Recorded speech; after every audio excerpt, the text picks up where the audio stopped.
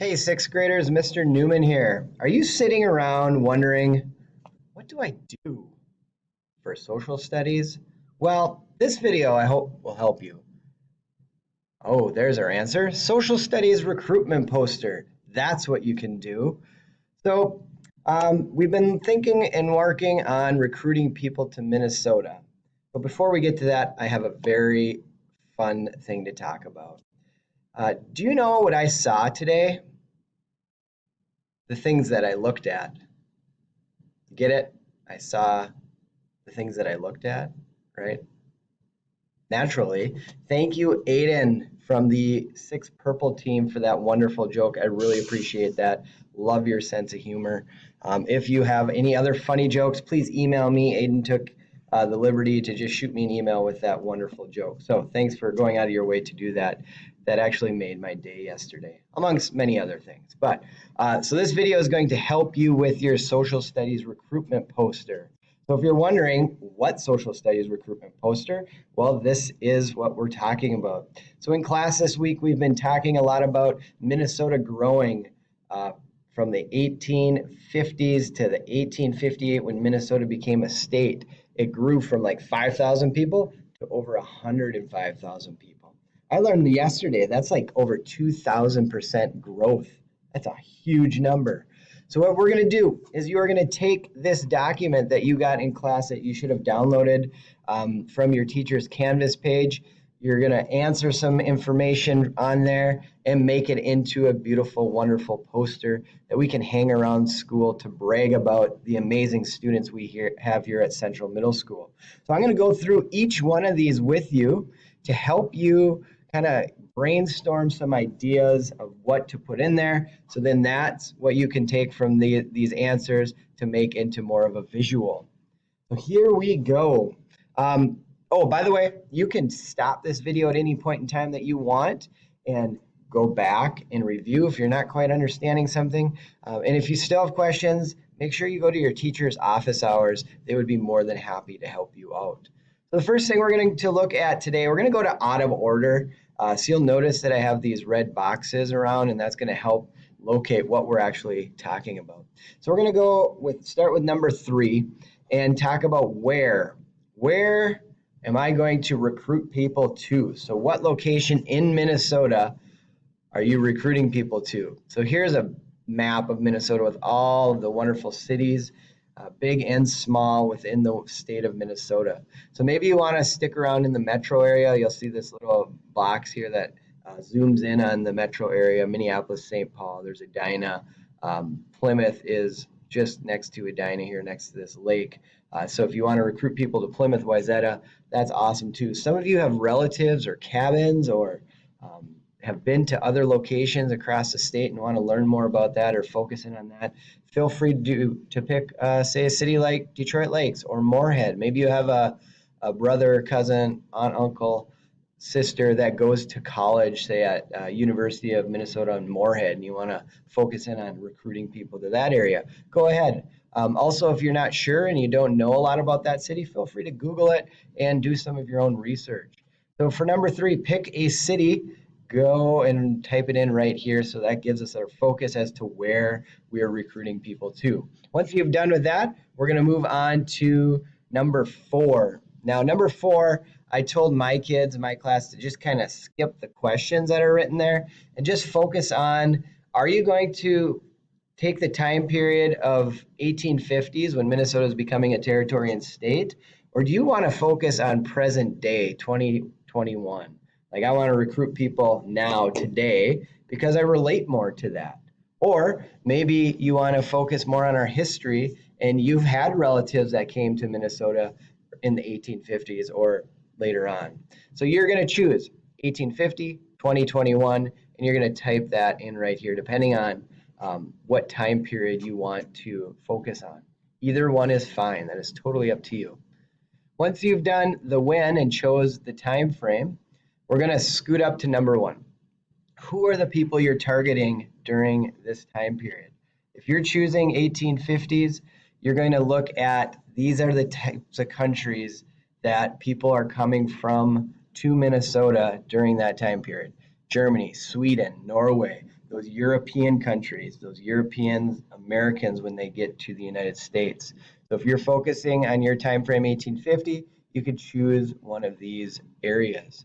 Maybe you want to focus on men or just women, depending on what type of jobs you are going to recruit them to come here for. If you chose 2021, as we looked at in class, these are the locations around the world that people are coming from more so today, more present time, where we have Mexico, India, Vietnam, Laos, China, and then other African nations such as Somalia, Ghana, those types of countries. We still have immigrants coming to Minnesota for various reasons from there as well. So it's all going to depend on what you put for your time frame as your win, as to who you're going to recruit. All right. If you want to get really specific, you can get even more specific than just the country of origin. All right, just a reminder, feel free to pause this video at any point in time. Use this as a tool to help you. So if I'm going a little bit too fast, pause the video. That's the wonderful thing about technology that we have today. And you can rewind, you can play it, you can review it, you can play it. You get the idea.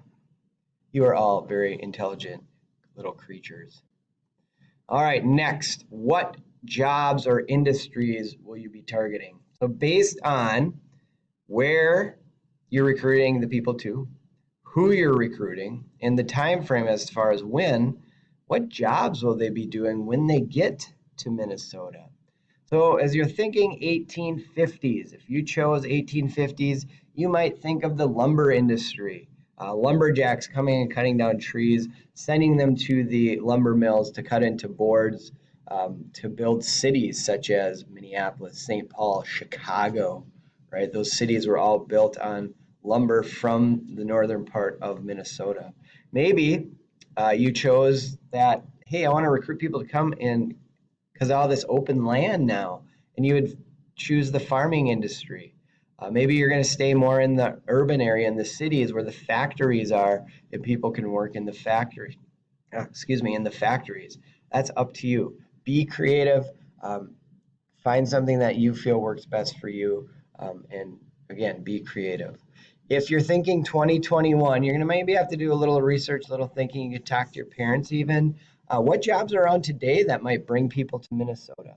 I know we have kids on our team that have come here because of, say, the Timberwolves or the Vikings, right? And their parents have come and worked in those industries, the sports industries. I know there's people who parents work for Medtronic or 3M or General Mills or Pillsbury, these big companies in the metro area that people are coming from other countries to work at today.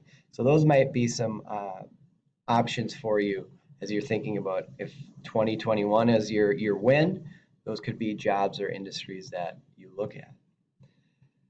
Next, and one of my favorite, just because it helps me think a little bit deeper into reasons why people come, we spent a little bit of time talking about push and pull factors. So what would be some push or pull factors that would bring people to Minnesota? You can choose any three. So push factors are kind of those things that are pushing them out of their current situation. Maybe there's a war going on. Maybe they just had a natural disaster. Maybe they're just not happy with the things that are going on in that country and they want to leave and they want to go somewhere else. And that somewhere else is Minnesota because Minnesota is pulling them here with the access to services. A service would be like our public school system is a service. Maybe that's something that's pulling them. Maybe there's just better jobs in Minnesota, like we talked about, the lumber industry, lots of land being available in the 1850s. Today, more opportunities like with those big companies, 3M, General Mills, Medtronic, those big companies bringing them here. Maybe there's just more entertainment and more fun in Minnesota, better transportation, things like that, or just improved living conditions. There's freedoms here in the United States that other countries might not have, right? And another big one that I've noticed throughout the years, from students we've had, is they've had family members who live here already, and those family members are pulling them to Minnesota. That's has been in the 1850s. If I look back at my great-great-grandfather, he came here because his brother, I think, was already living here, and he came to be with him or start a life with him and his family. Same as today, that similar family links are bringing people to Minnesota. Once you've chosen 3, it says right here, 3. So how many do you need to have? 3. Not 2, not 1, but 3. If you want to go above and beyond and choose more than 3, have at it. I know you will do wonderful work. And the final thing you're going to look at is how. How did immigrants travel here? What modes of transportation would they use to get here? Now, if your time period is the 1850s, good chance they probably wouldn't take a helicopter or a submarine or the subway or a plane or a jet or a taxi, right? Reason is because, believe it or not, just like Snapbook and InstaChat and all those wonderful technologies today, they weren't invented yet. So you're going to have to look more at the train, the steamship, maybe like a horse and buggy or an ox cart, like they mentioned in the textbook. And then if 2020, be realistic. Probably not going to take a submarine. Probably not going to take a skateboard from, say, China to Minnesota because, well, it's hard to skateboard over the ocean. So be realistic. Probably more of a plane, maybe a boat yet. Planes or train, they could take a train or a bus or something like that. But just be realistic with that mode of transportation. You just have to kind of pick one, and you'll see some examples here shortly of other students from last year. So basically what you're going to do is you had your blank sheet of paper, and if you lost your blank sheet of paper or ripped or whatever the one you got from school, or maybe you didn't get one, any blank sheet of paper will work. You could even just take printer paper that you have at home or tablet paper, whatever, and do it on that. And you're going to take that tablet paper, based on what you filled out here, you're going to make it into looking something like this. So this student said, come to Duluth. We are now hiring workers in the sawmill, right? Looking for strong men from Ireland to come here. And the reason why they chose Ireland is because Ireland, the workers there were doing similar work to what was happening in Duluth with the sawmills. So that was very kind of a similar thing. Now, again, don't be afraid to stretch the truth a little bit. Sometimes that happens. You can stretch the truth. Like this one says, 3 meals a day for free, right? Find the positive things that are happening. Keep away from those frigid winters where you could freeze off your fingers and toes. They don't want to hear about the negatives. We want to hear about the positives. We want to bring people here. Positives like, look at this beautiful Lake Superior. Doesn't that look amazing? Wouldn't you just love to look out your window and see that every day? Right? Those are things that are drawing people in. Ooh, yes, this is graded. Okay, so this is the rubric we're using. We're kind of hoping everyone gets into this meeting expectations. Basically, do you provide all the information from the who, the what, the where, the when, the why, and the how questions that document that you filled out? If all those things are present, it provides clear explanation. It'll be easy for you to get into the 9. If you're missing some of those who, what, when, where, or there's a little bit of explanation that's not really in depth too much, you'd be in the 8, and then kind of so on and so forth if you're missing more. 8, 7, 6. Now, some of you will go above and beyond and put very detailed, very in-depth information. That would get you to that 10, right? Please don't worry about your artistic ability. Some of you are very talented artists with drawing and painting and all those wonderful things, but you are not being graded on that itself. You are going to be graded on the information that you provide.